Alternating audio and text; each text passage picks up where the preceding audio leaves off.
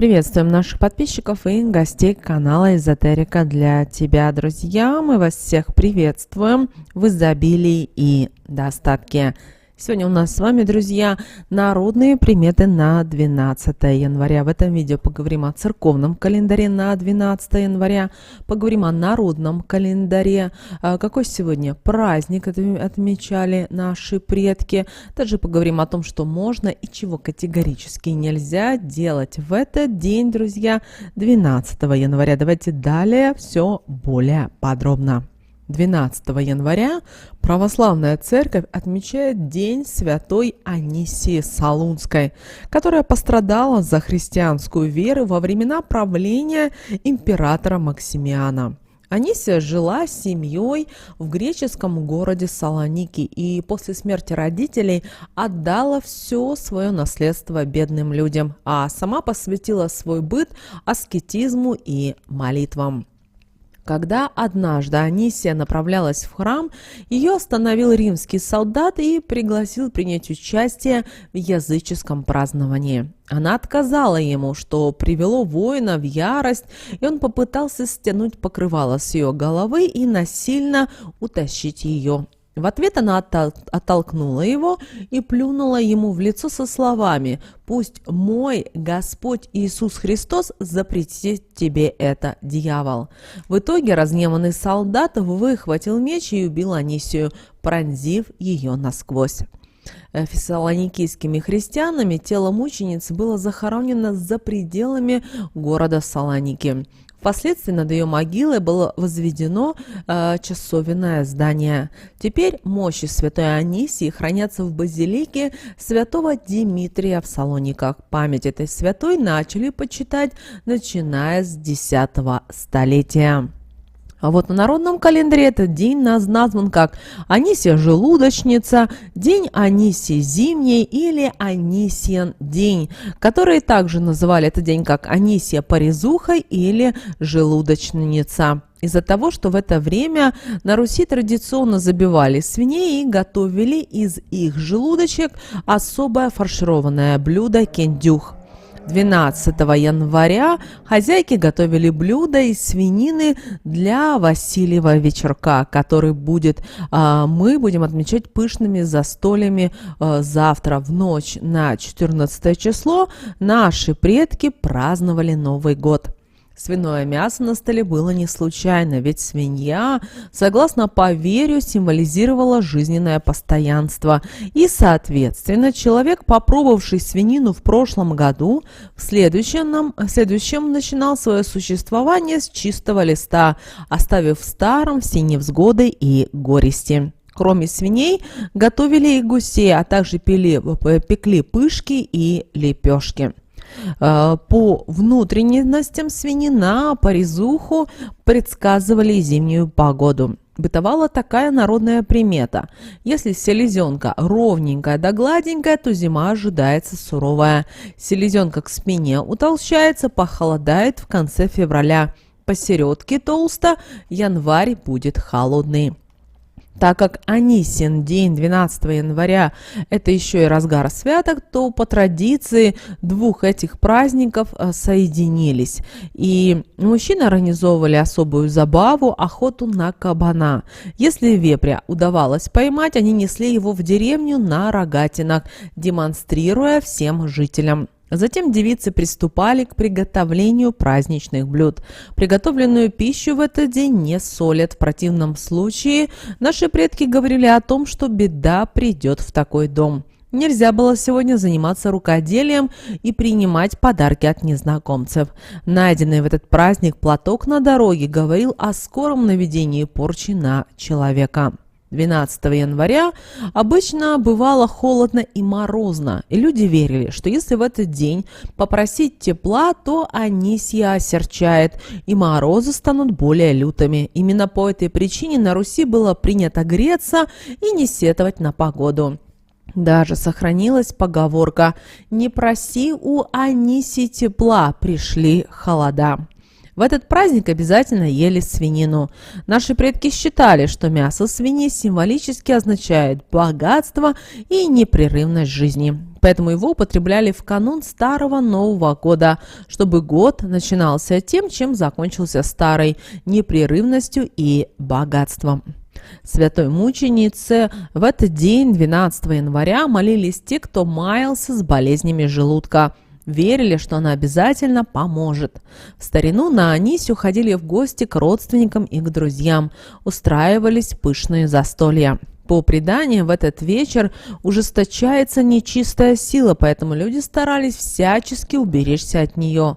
Если в этот день на пороге будет обнаружен платок, то наши предки знали, что это достаточно дурной знак, значит, ведьма порчу навела.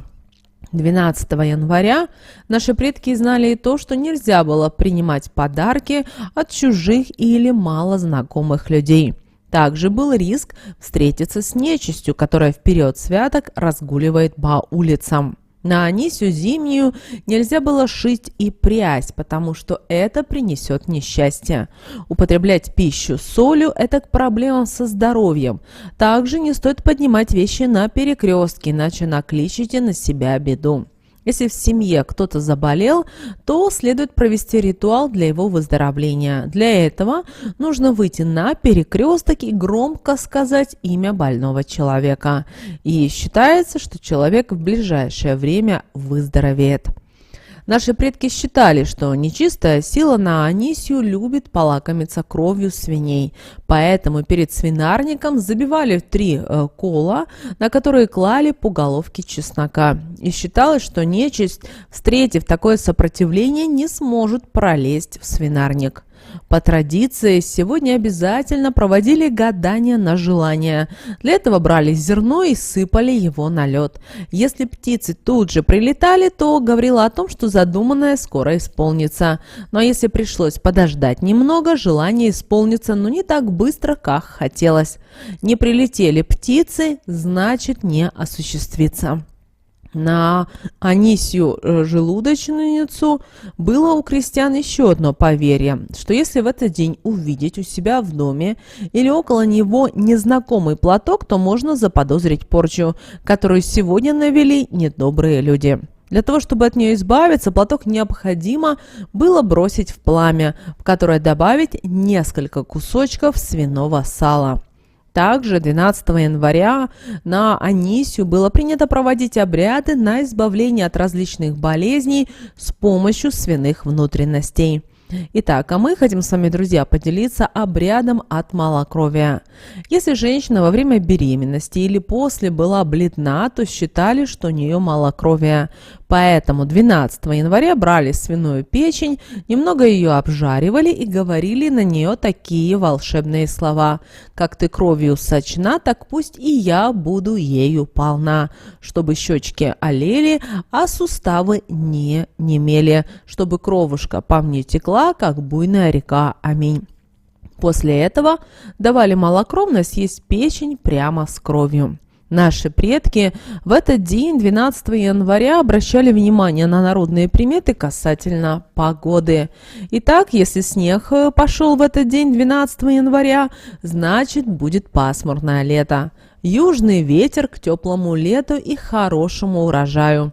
Западный ветер подул, в реках рыбы будет много. Ну, а если 12 января солнечный день, то значит будет в ближайшее время потепление. Скоро с юга прилетят перелетные птицы. Звезд на небе не видно, это к перемене погоды. Люди, которые родились 12 января, будут хорошими охотниками и плотниками.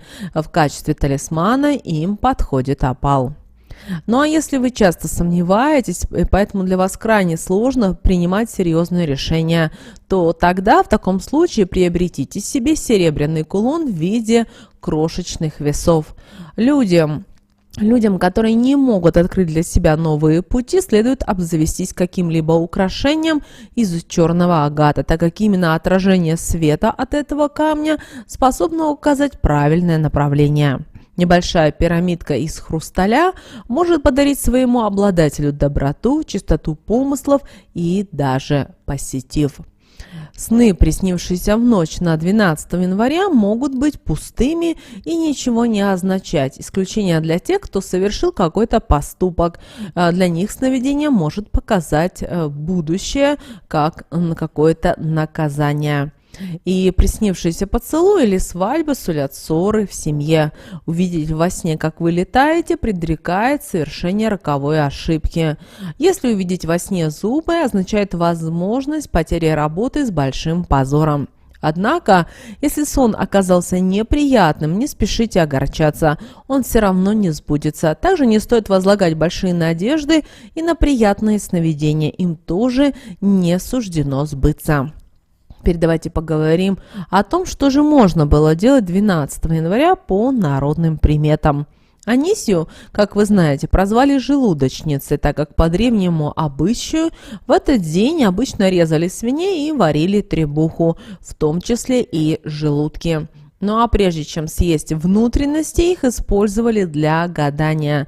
Например, считалось, что если селезенка свиньи ровная и гладкая, то зима будет сурова, а если желудок оказался пустым, холода продлятся долго. По народным поверьям, 12 января нужно было обязательно готовить специальное блюдо из вареного желудка – кендюх и угощать им всех пришедших в гости. Считалось, кто его съест, тот год не будет мучиться желудочными болезнями. Ну а люди, которые испытывали проблемы с желудком, молились в этот день Анисье. Считалось, что святая обязательно поможет. В давние времена на Анисию было принято ходить в гости к родне и к друзьям, где устраивались знатные застолья. Теперь давайте поговорим о том, от чего же нельзя было делать 12 января по народным приметам. Вы знаете, главное, что нельзя было делать 12 января в день Анисии, это брать подарки от чужих людей. Дело в том, что на Руси издавна считалось, именно в этот день активизируются колдуны и ведьмы, которые наводят порчу из глаз, поскольку все черные наговоры, сделанные 12 января, особенно сильны. Поэтому и дар, преподнесенный посторонним человеком, может быть предложен не от чистого сердца, а с целью навредить человеку, привлечь к нему беды и несчастья. Также сегодня нельзя было брать в руки найденный на дороге платок. На него может быть наведена порча, которую человек, поднявший его, может взять на себя. Не разрешалось народными приметами 12 января солить еду. Кто же ослушается данного запрета, может призвать беду не только на себя, но и на своих родных. Если в день Анисии к обуви прицепилась какая-то нитка или веревочка, ее нельзя убирать руками, а можно только сделать это палочкой, которую после нужно будет обязательно сжечь. Обувь же следует окропить святой водой и не забыть прочитать над ней молитву «Отче наш». Только так можно было отвести от себя беды, которые могут быть нашептаны на такой подклад, на нитку или веревку злым человеком.